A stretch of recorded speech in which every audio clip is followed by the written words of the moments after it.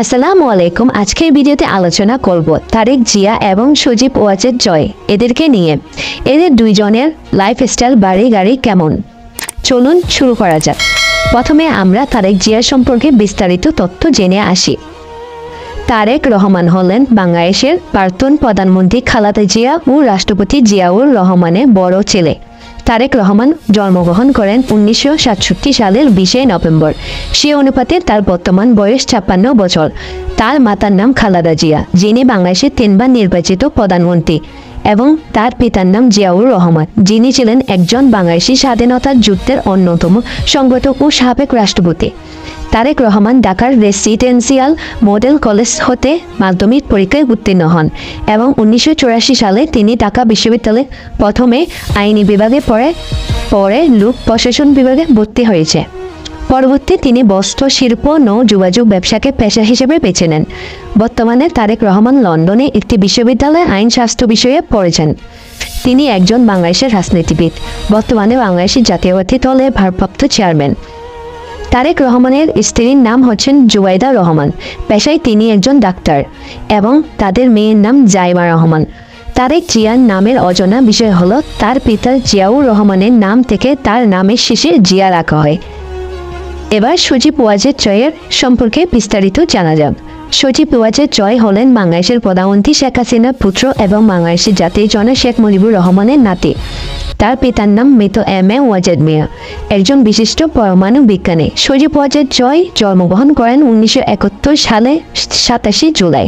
সে হিসেবে তার বয়স 53 বছর। তিনি একজন বাংলাদেশের আইসিটি পরামর্শ ও রাজনীতিবিদ। 1975 সালে তার নানা শেখ মুজিবুর রহমান হত্যা হওয়ার পরে জয় তার মার সাথে জার্মানি এবং লন্ডন হয়ে ভারতের রাজনৈতিক আশ্রয় নেন, যার জন্য তার শৈশব ও কৈশোর কেটেছে ভারতে।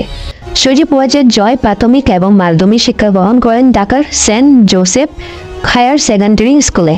এরপর তিনি উচ্চশিক্ষার জন্য বিদেশে যান। যুক্তরাষ্ট্রের আলবামা রাজ্যের university of Texas at Arlington থেকে কম্পিউটার সায়েন্স বিষয়ে স্নাতক ডিগ্রি অর্জন করেন। পরে তিনি হার্ভার্ড ইউনিভার্সিটি থেকে পাবলিক অ্যাডমিনিস্ট্রেশন, সরকারি প্রশাসন বিষয়ে স্নাতক ডিগ্রি লাভ করেন। তিনি 2002 সালে মার্কিন নাগরিক ক্রিস্টিন ওয়াজেদকে বিয়ে করেন, আর বর্তমানে তাদের একটি কন্যা সন্তানও রয়েছে, যার নাম সুফিয়া ওয়াজেদ। আর জয় নামের একটা অজানা বিষয় হলো সজীব ওয়াজেদ জয় 1971 সালে বাংলাদেশ পাকিস্তান যুদ্ধের সময় জন্মগ্রহণ হওয়ার কারণে তার নামের শেষে জয় যুক্ত করা হয়েছে। এবার চলেন জেনে আসি এদের দুইজনের সম্পদের পরিমাণ কতখানি এবং কাদের গাড়ির কালেকশন কয়টি। তারেক রহমানের গাড়ি সম্পর্কে সুনির্দিষ্ট তথ্য পাওয়া কঠিন, তবে খালেদা জিয়া চোখের চিকিৎসায় একবার লন্ডনে যান। সেখানে তারেক রহমান নিজে গাড়ি চালিয়ে খালেদা জিয়াকে বিমানবন্দর থেকে বাসায় নিয়ে যান। সংবাদ মাধ্যমে প্রকাশিত ছবিতে তারেক রহমানের গাড়ির নাম্বার প্লেটে বিএনপি লেখাটি ওই দিন নজর কাড়ে অনেকের। তার ব্যক্তিগত গাড়ির দাম সম্পর্কে সুনির্দিষ্ট তথ্য প্রকাশ্য পাওয়া যায় না, কারণ এটি সাধারণত ব্যক্তিগত এবং নিরাপত্তাজনিত কারণে প্রকাশ করা হয় না।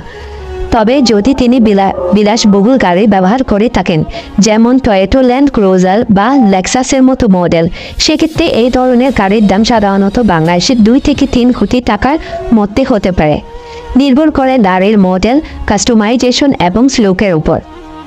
তারেক জিয়ার সম্পদের পরিমাণ নিয়ে 2018 সালে প্রকাশিত একটি রিপোর্ট অনুযায়ী তারেক জিয়ার সম্পদের পরিমাণ 300 কোটি টাকা বলে জানা যায়, কিন্তু এটি রাজনৈতিক কারণে বিভ্রান্তর হতে পারে। এছাড়া তাকে দুর্নীতির অভিযোগে অভিযুক্ত করা হয়েছে, যা তার সম্পদ সম্পর্কে বিভিন্ন তথ্যের জন্য বিতর্কের সৃষ্টি করেছে। নির্ভরযোগ্য তথ্যের অভাবে তার সম্পদের সঠিক পরিমাণ জানা কঠিন। সজীব ওয়াজেদ জয়ের গাড়ির বিষয়টি সাধারণত ব্যক্তিগত এবং সুরক্ষা সংক্রান্ত। তিনি বিভিন্ন সময় বিভিন্ন ধরনের গাড়ি ব্যবহার করেন, তবে তার গাড়ির সঠিক মডেল ও তথ্য প্রকাশিত হয় না। অনেক সময় তাকে সরকারি বা নিরাপত্তা বাহিনীর গাড়িতে চলাফেরা করতে দেখা যায়।